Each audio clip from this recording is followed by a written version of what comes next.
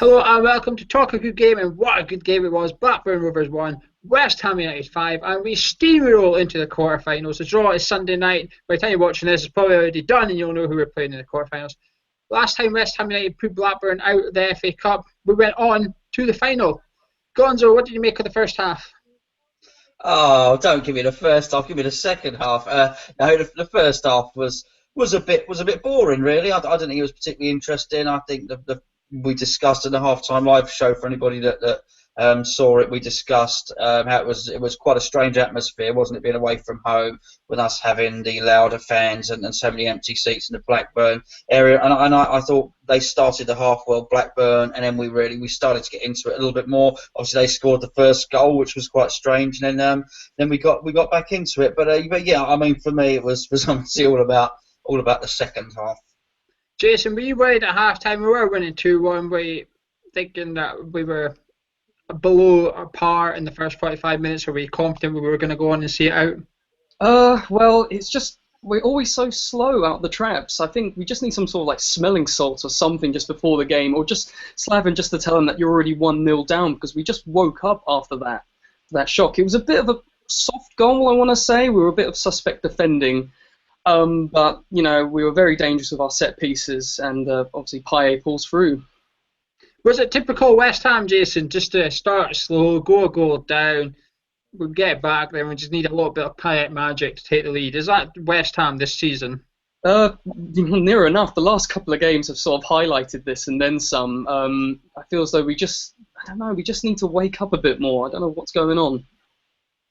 Gonzo, do you think second half Blackburn? Do you think they came out quite well for the first 10 minutes until the red card happened? Do you think they were looking like they could actually push us and maybe get an equaliser? Yes, I think he clearly was. We questioned whether Lambert was motivated for it. He clearly was, because they started both halves very, very well. I was never scared just because of the quality of players we've got, and they did look rubbish. They were full of endeavour, but you know what? As long as we work hard, then there's equal amounts of endeavour coming from each side. Then you sort of hope the quality will win out. And as you know from the previews and from half time, I was always confident of this one. Jason, the red card for Taylor, the Blackburn player, second yellow, was a bit of a needless second booking, do you think? Do you think Moss didn't really have to show that, or did he stick to the rules of the game? What was your thoughts on that? Well, you can pretty much tell from Taylor's reaction, like he didn't contest it, he just nodded, accepted it, and trudged off. So I think, yeah, just two bookable offences. It's harsh, but it's just how the game's played, really.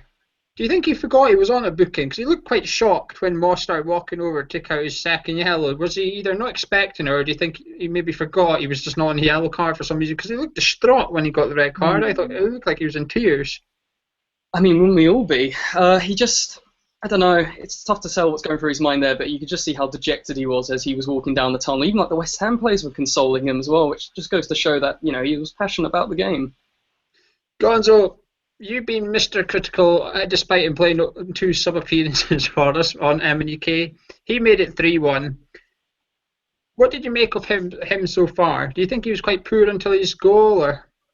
Yeah, absolutely. I was, funny enough, I've been scribbling down things to write for Rose Ed later on, and in all honesty, Emenike was not going to get a favourable report, so I was going to talk about the strikers in it, and I wasn't impressed at all. So I had a serious amount of backtracking to do, because I actually posted on the match thread on the forum how rubbish Emenike had been up to that point, and I had to sort of post afterwards saying I'd always maintained that he was a quality player. So you know what? I think he lacks some basic sort of credentials. I think there was a particular point where he sort of knocked it past the person. His control wasn't very good, and he got out sprinted by the defender. There was another beautiful bit of interchange in between Payet and Noble, when really he was sort of begging for a striker to be there to knock it in, and then he sort of missed from a yard out like he did last week as well. But then, of course, we're going to go on. So I did think he finished the second goal in particular very, very well. And do you know what? He doesn't have to be. He doesn't have to be a superstar. He doesn't have to be a World Cup winner. All he has to be is better than Jelavic, and I think he is. So are you going to say that you maybe judged him too soon? Because as well as his 2 goals, he had a goal disallowed and he hit the post. So are you going to say fair play, or are you wary that he was only playing 10-man Blackburn Rovers? Yeah, listen, I think I judge everybody too soon. I just think that's the nature of the football fan. It's another team you probably appraise in a more steady fashion. When it's your team, because you're emotional about it, you go, oh no, I can't believe we missed that. And you're not really as analytical as you might be, and particularly with a game like that, where you say desperate the last season, Upton Park to get through. I probably did judge him too early, but I'm also not prepared to say, oh, I was totally wrong, and I think he's going to go on. I still don't think he will secure his £8 million permanent move to us, but I think he's performing his remit, if you like, for the lone striker role. Particularly, bear in mind everyone else is injured. You know, he was the only show in town today, so he had to play really. So I think he's done well. You know. For users who don't know, we record the show straight after full time. So after Norwich, when we were having a wee digs on, we did record it straight after when he had missed a few chances. So you do tend to get a wee bit too emotional sometimes. Jason, what's your thoughts on the striker then? I thought he was very industrious. He didn't stop running, really. That's what I kind of like about it. He was almost like chasing lost causes at times as well, which I still quite like. And, you know, I think just our team in general is just very industrious. Like Antonio as a right back, marauding. We all just ran our socks off today, and you know, can create something out of nothing in some cases. Yeah, I thought he did okay today. Even before he scored, he didn't really have much service to go on. I thought he was quite starved up front, which is something previous strikers have been given at West Ham, but yet the strikers take the flak for it, despite the fact they've got nothing coming from the midfield. And it looks like he's stepped up a level after his goal. He's got this sense of confidence, and I think he's probably also buzzing off the fans behind the goal. He's heard the noise. He looked like a different player after he scored the first one. His second goal with his step over and took it around the goalie and smashed it, and that was a goal of confidence. And I don't know if he would have done that had he not scored previous. Let's talk about our red card then. Gonzo, Kayate's red card. Was it a red card? It was a foul. So I think it's very easy. I've been on the forum. I've had a quick look on Twitter before we started recording, and a lot of people want to blame the ref. But let's be absolutely clear here. A lot of people are saying that it wasn't intentional. That's got nothing to do with the rules. Okay, it can be completely unintentional. It can actually be accidental and clumsy. But if he doesn't get the ball and he makes contact with a player, then it's a foul. So bearing in mind, he was sort of through on goal, okay? Kayate has put the decision in the referee's hands. Now, if what you're trying to say is afterwards, oh, well, perhaps the ball was rolling towards a keeper, it might not have been a goal-scoring opportunity, then you know what, it may or may not have done, but you're still putting a decision in the referee's hands where you have to make a split-second decision on that, and I think Kayate was foolish to do it. So I think I think absolutely was a foul, and it could have been a red card, it could have been a yellow card, but he was a silly boy, and he deserved that. And unfortunately, we're going to miss him for the Sunderland game, and we need him because he's a good player. Well, we can't appeal if West Ham think it was an incorrect decision because of the straight red. We can't appeal. But Gonzo, get off the fence. Was it a red card or not? Yes or no? Yeah, if you were the referee. Yeah, absolutely. Okay. It was Kiate's fault. Let's not blame the ref. Kiate shouldn't have done it. Yeah. Jason, what's your view on that? Do you think it was the right decision, or do you think Jonathan Moss got it wrong? Again, just the laws of the game. Last man, professional foul, red card. That's it. You can't really contest it. Yeah, I'm with you too.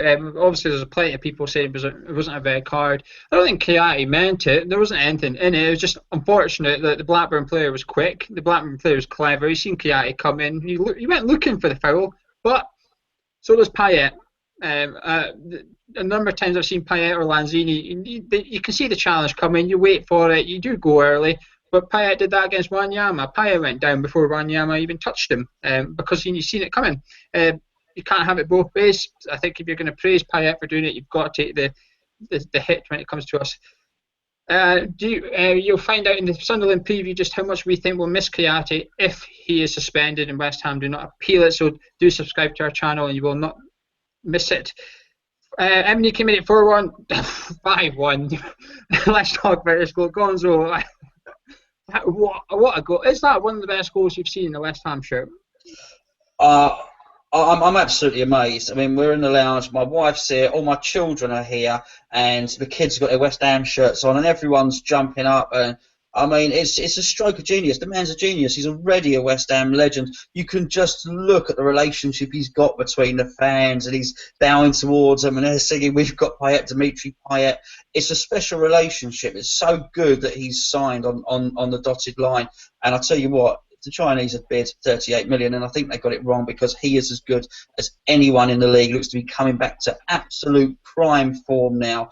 And just like in that second half, there were times when Payet, Lanzini, and Song were doing these little triangles, three really technical players, and it was a joy to watch. And it's not good that we had a player sent off, but if it had been 11 versus 10, people would have said, "Oh well, you know what, you're playing against 10 men." Well, actually, at that point, it was 10 v 10, and it was a joy to watch. Some of the football in that second half was absolutely swashbuckling. I can't even say it. Swashbuckling. Jason, how good was Payet's second goal there? The solo took on 4 Blackburn players. He made the finish look so simple as well. A bit like the free kick. He was always celebrating before he even hit the net. He was just special. Yeah, just a class above, really. I think he's just had second wind after following after the Norwich game, where I did say beforehand he looked a bit tired or a bit jaded, but the contract's reinvigorated him, and it's given us the perfect platform to push on. Well, let's quickly touch on our opponents today, Blackburn Rovers. They've only conceded 27 in 30 league games, but they've only scored 28 in 30 league games. Gonzo, does that sum up Blackburn for you? They don't score much, but they didn't seem to have much goal threat today, did they? No, but I mean, I've got a certain amount of sympathy for them. They've lost Gusted, who was very good for a lot of people when they sold him, were saying actually he's better than Rhodes. They sold him to Villa, didn't they? And then, of course, they've lost Rhodes, who really was their big signing. I do have a certain amount of sympathy for them. I mean, that is not that long ago that they were winning the league, and so Jack Walker had taken that club. He'd invested all his money in it, and not only that, he'd actually left a sort of pot of gold there to facilitate the running of the club going forward. And what those Venkies have done, I think it's absolutely disgraceful to that club, actually. That's what happens when you get a load of people who don't know anything about football taking charge of a club. I mean, they're not even over here half the time as well. So, yeah, I've got a bit of sympathy for them, but they're useless. For all the reasons I've said, they're absolutely useless. And Paul Lambert, I think he probably should have stayed at Norwich. I don't think anything's worked out for him since then, really. No, Jason, Blackburn Rovers made 5 changes today. They came in from a lot of criticism from their own fans before the game, saying, why are you doing so many changes? No wonder no one's turning up. But they've got 11 games in 31 days. Gonzo's got sympathy for them in one way. Do you have sympathy for them in another way, in such that they played on Tuesday night, they're playing this Wednesday coming, they're not that far away from relegation? Is Paul Lambert, unfortunately, right to sacrifice the FA Cup?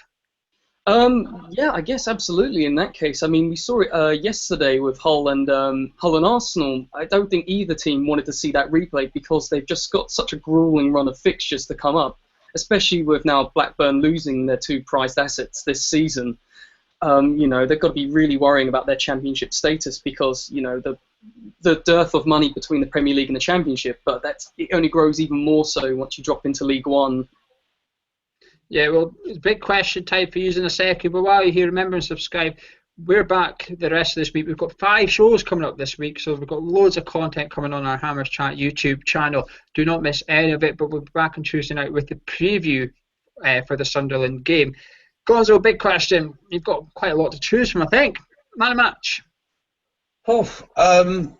I'll go with Payet as I usually do. My default choice because he's brilliant. Thought Noble was really good though. Actually, was playing well. When everyone was playing poorly in the first half, Noble was playing well. I think he's metamorphosised into Mr. Reliable for the club now, and not just reliable in terms of steady Eddie. He's actually putting in really good performances now and totally warranted a guaranteed starting spot. Also, a special mention for what's we call him? The Wolf, the Wandsworth, because he's from Wandsworth, is he? The Wandsworth Cafu at right back there, which was Antonio did ever so well. Probably could have scored a hat-trick himself. Shoehorned in at right back to cover our injury crisis there. So, but yeah, we'll go with Payet as the man of the match. Jason, your man of the match, please. Oh, it's got to be Payet without a doubt. But it was so hard to really pick someone because I thought the whole team really played well. I was even really enjoying Kouyaté just running his socks off, but until the red card, so maybe have to change my mind a little bit. But Payet for sure. Yeah, well, my man match is going to Blackburn's Taylor for giving away a free kick, then getting sent off and just letting us win the game. So cheers to the ginger one for getting his red card, because I think he handed us a victory, actually. 1-1, gave away the cheap free kick for Payet scored, and then he goes and gets sent off for a foul inside West Ham's half. It was a bit silly, but if I had to pick a West Ham player, it's going to have to be Payet, isn't it? He's the architect of everything. He doesn't just score two. He just, I mean, Emenike's goal as well. It was that pass, that was sublime. A split second later, he was offside. Split second earlier, he's got defender's got a yard ahead of him, but the pass was timed to perfection, and that is something that cannot be taught in football. I just don't think you can teach that. You've got it or you haven't. Yes, Gonzo. He's going to be it won't be too long. The players are all getting their nominations in for the PFA Player of the Year. They'll choose 6. Payet's going to be in there. He will be in there. And there's, Scott Parker was obviously the last time we had a nomination for that. That's how good he is. He's one of the best players in the league. And if you just said at the start of the season we'd sign a player, he'd better be better than Silva, Torre, Sanchez, Aguero, people like that, you'd say no way. But I'll tell you what, he'll be ahead of all of them in the voting. Well, hopefully you are correct. Anyway, that's been Jason and Gonzo, and I've been Geo. We've got lots of shows coming out this week. Do come on to our forum, hammerschat.boards.net. It's 100% free. Join up and speak to your West Ham fans. Let us know what you thought. Was it a red card for Kouyaté? Come let us know. But anyway, thank you for joining us again.